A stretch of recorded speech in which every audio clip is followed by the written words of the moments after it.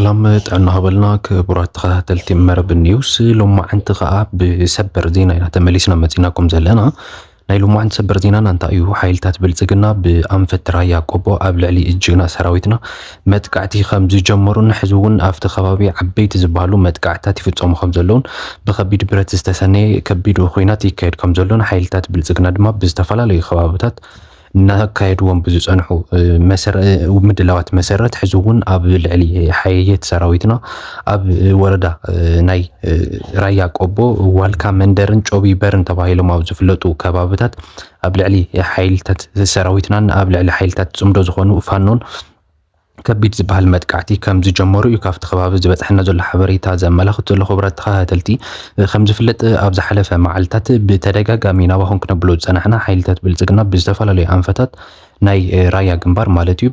ناي قبو جنبار خونه بتناي عفار جنبارات بزتفلالي انفتات بزح زلوهم سراويتاتهم كبرت مسارحتاتهم مسمول درع تانكتاتهم نفت خوابي يقرارو خمزلون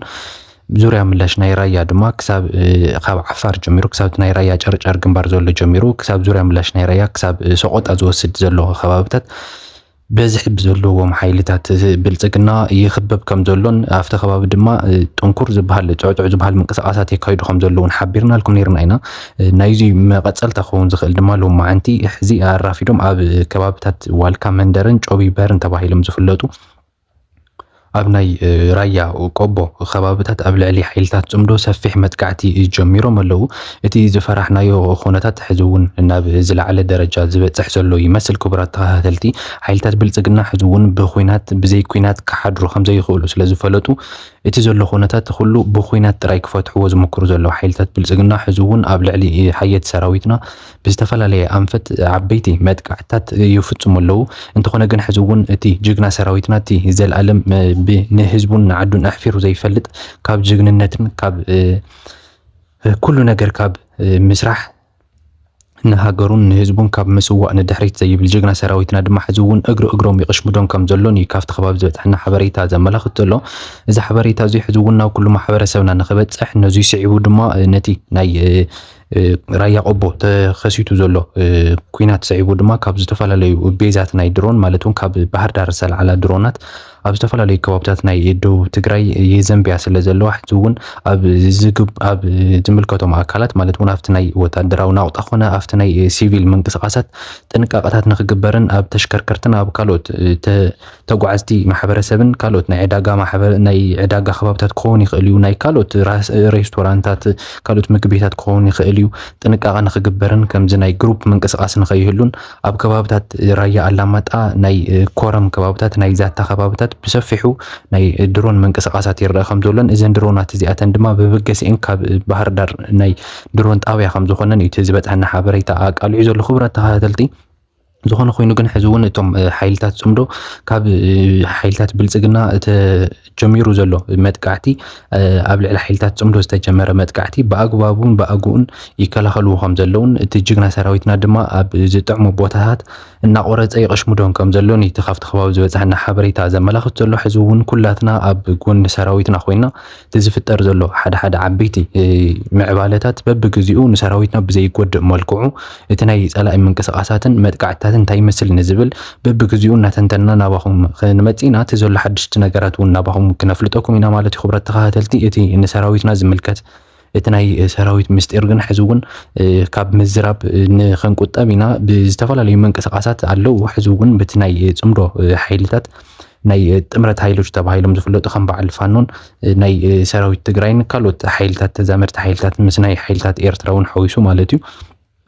ኣብቲ ናይ ራያ ግንባር ዓበይቲ መንቀሳቐሳት ይግበሩ ዋላ እኳ እንተሃለዉ በዚ ኣለዉ ከምዚ ይግበረሎን ዝብል ግን ሕዚ እውን ይጥንሕልና እቲ ናይ መከላከያ ሓይሊ ግን ሕዚ እውን ካብ ቡሬ ግንባር ኣስፊርዎም ዝነበረ ሓይልታቱ ናብ ራያ ግንባር ንኽመፁ ገይርዎም ኣሎ እዚ ዝገበረሉ ምክንያት ድማ እቲ ኣብ ራያ ግንባር ዘሎ ከፊትዎ ዘሎ ውግእ ብዝተጠናኸረ መልክዑ ንምክያድን ናብ ከባቢታት ራያ ዘሊቑ ንምእታውን ነተኡ ዘሎ ናይ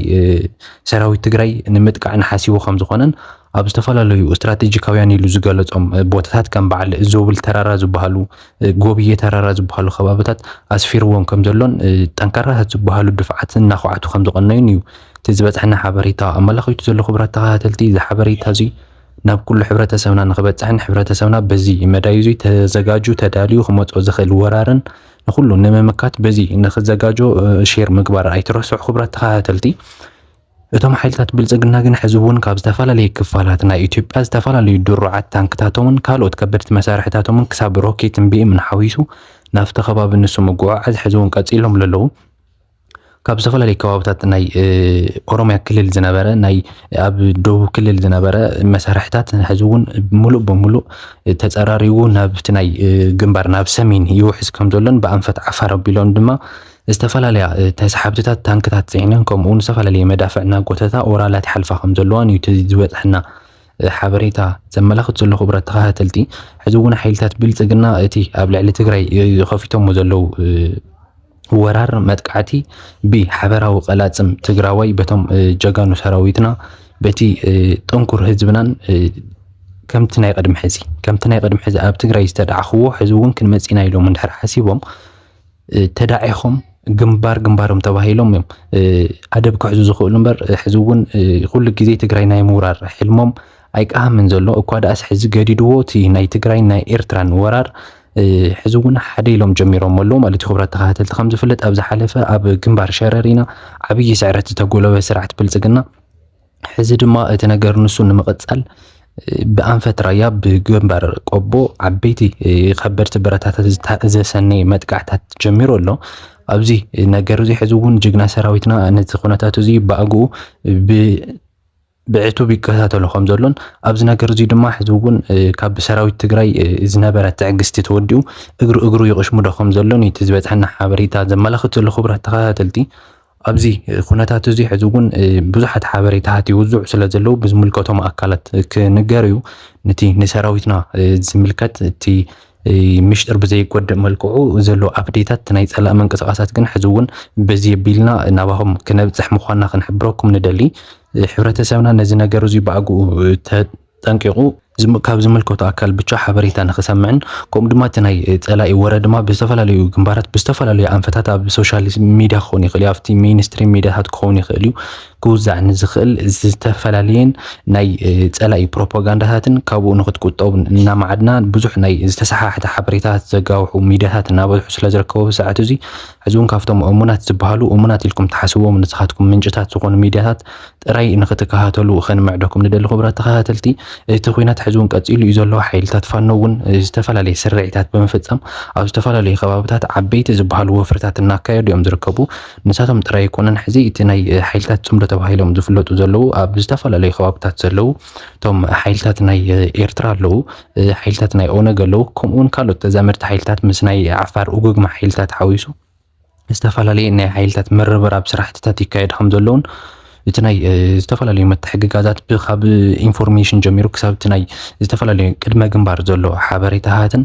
ስርሒታትን ይፍጽሙ ከም ዘለውን ካብ ግንባር ቆቦ ዝበፅሐና ሓበሬታ ዘመላኽት ዘሎ ክቡራት ተኸታተልቲ እዚ ሕዚ እውን ማዕረኽ እንደየናይ ንህዝብና ኣሻቓሊ ከም ዝኾነ ይርዳእና እዩ ኣብቲ ጅግና ሰራዊትና ዝፍጸም ዘሎ መጥቃዕትታት ድማ ሕዚ እውን ኩላትና ድምፂ ኮይና ኣብ ጎኒ ሰራዊትና ጠጠው ኢልና ኣብቲ ምእንተ ህዝቡን ምእንተ ውፅዕ ህዝቢ ትግራይን ክብል መስዋዕቲ ዝኸፍል ዘሎ ኣካሉ ዝኸፍል ዘሎ ደሙ ዘፍስስ ዘሎ ጅግና ሰራዊትና ጎኒ ኮይና ዝከኣለና ኩሉ ክንገብር እናተላበኹ ክቡራት ተኸታተልቲ እቲ ሕዚ ዝፍጠር ዘሎ መንቀሳቐሳት ድማ ቦትኡ ኣስፊሑ ብዝተፈላለዩ ከባቢታት ክኸውን ከም ዝኽእልን እቲ ሕዝቢ ግንባር ቆቦ ጀሚሮሞ ዘለዉ ካብ ወልድያ መስመር ጀሚሩ ዝትኮስ ዘሎ ከበድቲ መሳርሕታት ድማ ናብ ናይ ራያ መሬት ይዓርፍ ከም ዘሎን